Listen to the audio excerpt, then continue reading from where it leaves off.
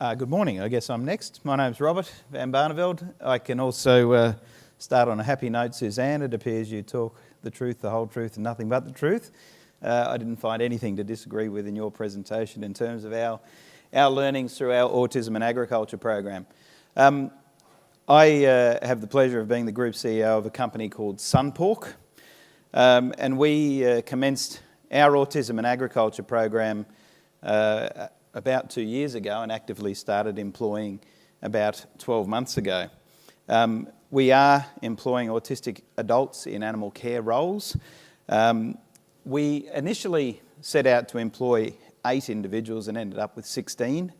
So we saw that as a great success and a great endorsement for the program, and we really see this as being a critical part of our business going forward. It's not a token exercise, and I'll explain a bit more about why I feel that way in a minute. We'd like to expand these opportunities to other parts of our business going forward, and we'd certainly like to work with other like-minded agribusinesses to extend the program, and I'm very pleased to see my colleagues from Riverlea in the room today. So you've actually got 30% of the pork industry represented in this room today. I'll talk about SunPork Farms a little bit. I hate to disappoint you, we're not the token novelty act in the agenda. We're actually a technology-based business. I'm a scientist. I run this business because the shareholders recognise it's a science-based business. My CFO is the ex-national CFO of Stryker, the medical technology business, and my general manager of people and culture is ex-Coca-Cola, Amatil, PepsiCo, Qantas. And we have 2 people with PhDs that work in daily animal care roles. So this is not your traditional view of agriculture, but that's the way agriculture operates in the 21st century. We're about a $500 million business with 1,200 odd employees. We measure the size of the business in terms of the number of sows, but the reality is we have 430,000 plus animals in our care every day, and you talk about legal compliance. If any one of those animals isn't cared for properly, I can get a criminal conviction. So we take our role very, very seriously. We have about 37 farms across Queensland, New South Wales and South Australia, and another 5 in New Zealand, and we're about 15% of pork production in Australia. We have many different farming systems, but as I said, animal care is our primary objective, and we're a full value chain. So we go from genetics, we own a genetics business, right through to retail products, and you may have seen some of the products in some of the supermarkets that you shop in. We took a different approach. We were interested in optimising animal care. We have an obligation for continuous improvement programs around animal care. And we were certainly interested in continually raising the bar in terms of the people we employ in animal care roles. And it wasn't so long ago that the qualifications to work in the pork industry or other parts of the agricultural industry was you had a pulse. And we really would like to move beyond that. So we thought, look, how do we get and how do we recruit dedicated carers that have a high attention to detail? Now, I had lots of exposure to the autistic community. That wasn't enough to get me over the line. I thought, oh, that could be hard work. I think they fit the bill. We have plenty of examples through the likes of Temple Grandin and others about the affinity of autistics and animals. But it was actually a paper by a guy called Torkel Son from Specialist Sterner that was called the Dandelion Principle, and another paper from the Harvard Business School on the case for hiring outlier employees that got me over the line. And it was that by going down this path, it is actually one of the best things I can do for the business in terms of raising the HR bar. And while you may think you have good HR management systems in place, if you embark on a program like this, you will quickly identify areas where you may have some significant deficiencies. So that was our motivation. We actually pursued this because we could meet our objectives around animal care as well as significantly improving our overall HR systems within the business. And a happy outcome from that is we provide career paths for autistic people in animal care, and we can utilise their diverse skills. We've heard a bit about traditional recruitment processes, and that was certainly a major component that we had to deal with. There were other examples, particularly around the IT industry. But how do we get, if we're targeting autistic candidates, how do we actually identify how they can assist us in our business? And that wasn't an easy task, but we had some excellent assistance in the process through the Autism CRC, through Curtin University, to help us come up with a program. Certainly from the candidates' point of view, employment can create anxiety. We needed to create an environment where they had the best opportunity to demonstrate their skills to us. And we had to do that recognising that sometimes communication and sensory challenges may make that difficult. But as we've already heard, there's lots of challenges associated with your existing employees as well, and that's probably the strongest message that I can give to prospective employers. You have to make sure that your business is employment ready before you embark on this program or this type of program, and that can take quite a bit of time and effort. You certainly have to do some work breaking down the stereotype, and I'll talk a bit more about that later. That was a nice effect, wasn't it? You have to make them aware, and as you've already heard, you have to certainly engage them and involve them in the process. So for our recruitment, and there will be some more examples of this later in the day and later in the APAC conference, first of all, it was just an online questionnaire and basically a letter of intent saying, hey, tell us why you think you would like to come and work for SunPork. The second part of the process was we then created a virtual piggery. So we, in a room not dissimilar to this, we set up some pens, we set up some examples of how you might put an ear tag into an animal, how you might perform an injection, basic husbandry procedures, and we took our candidates in a non-confronting environment through some of these activities and exposed them to what they would potentially experience in the workplace. They then went on a tour of a farm and were exposed to their prospective work environment and were allocated to mentors where they had a bit of time to meet their prospective employees, and likewise we could assess their skills. They then ultimately ended up in a extended workplace placement program where they were properly trained and we were able to properly assess their skills before they were gradually introduced to the workforce. But while that's what's happening on the candidate side, there's an equal amount of work required on our existing employee side. So we went through the process of doing a pre-employment survey, providing all staff with an autism fact sheet and having Autism Awareness seminars. Honestly, people that don't know anything about autism really, there's so much trepidation, they have no idea. How can we put people with a disability in harm's way? How can we put them in front of an animal? Just no concept whatsoever. So breaking down that stereotype in the first instance is a really, really important part of the process. And I think without question, every employee that had that exposure, had that information, had that education, was involved in the virtual piggery and then in the mentoring program, just said to us, look, we're learning more from our candidates than we'll probably ever teach them. And it was quite an awakening to realise that there's ability that we're dealing with rather than disability.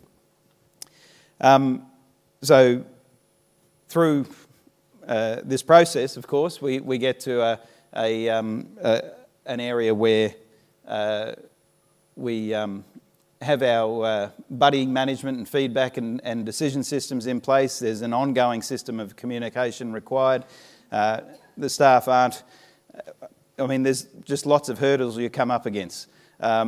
We've employed autistic candidates. Does that mean we can't performance manage them? Well, of course you can. They're like any other staff member. You've got to continue to go through these HR processes. So it's been a continuous education and communication process on both sides.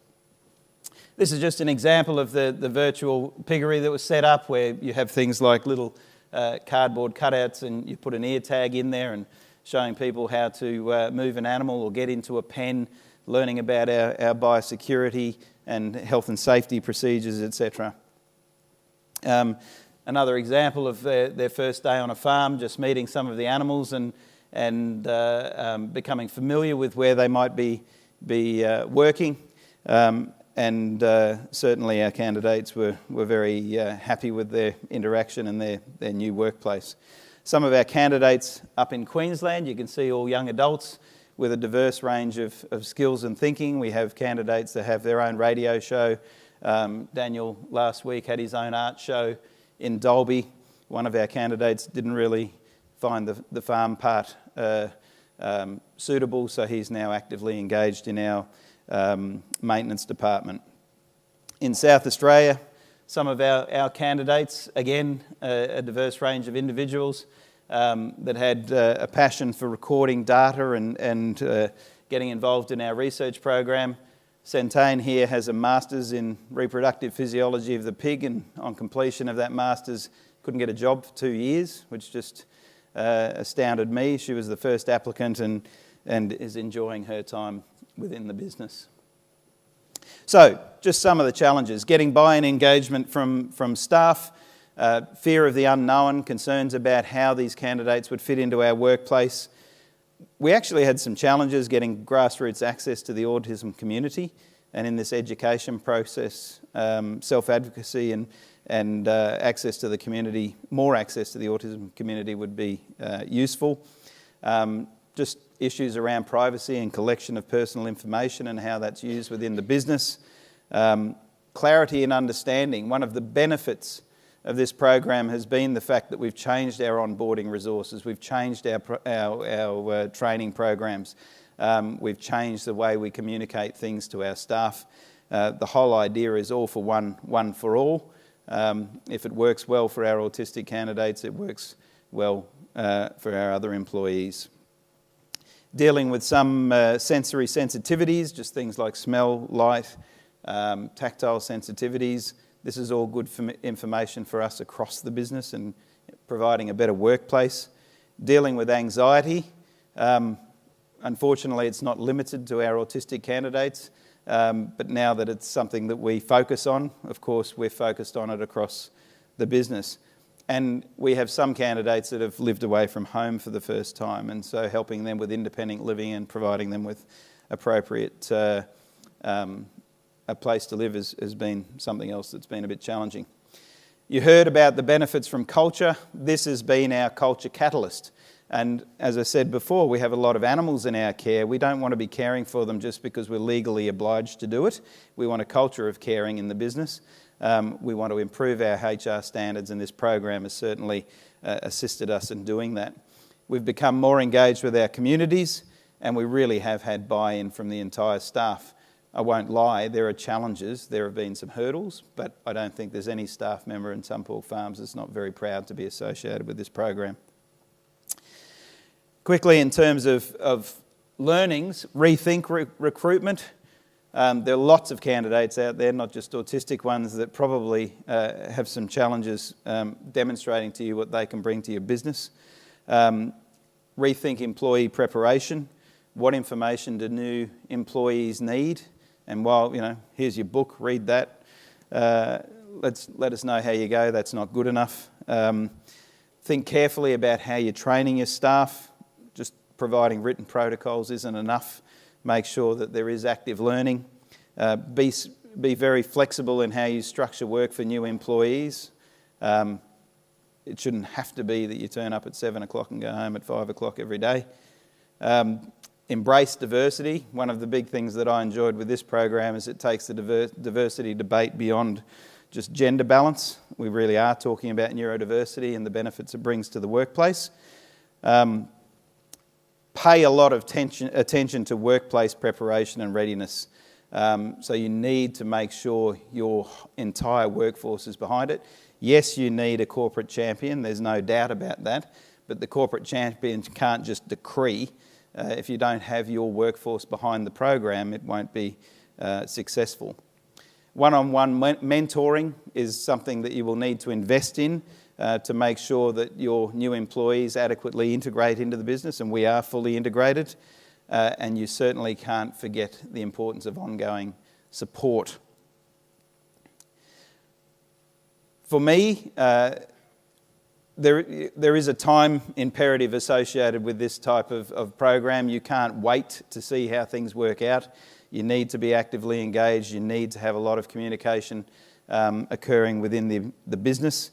And you really need feedback from those individuals that are on the ground working with our autistic candidates and get feedback from them in terms of better ways to deliver and engage. But as I said earlier, consider this type of program as a catalyst for changing your basic HR and management systems. Going forward, we have no targets. We didn't set out to employ a target number of autistic candidates. We see genuine benefits in having our candidates involved in animal care roles, and will employ as we need to.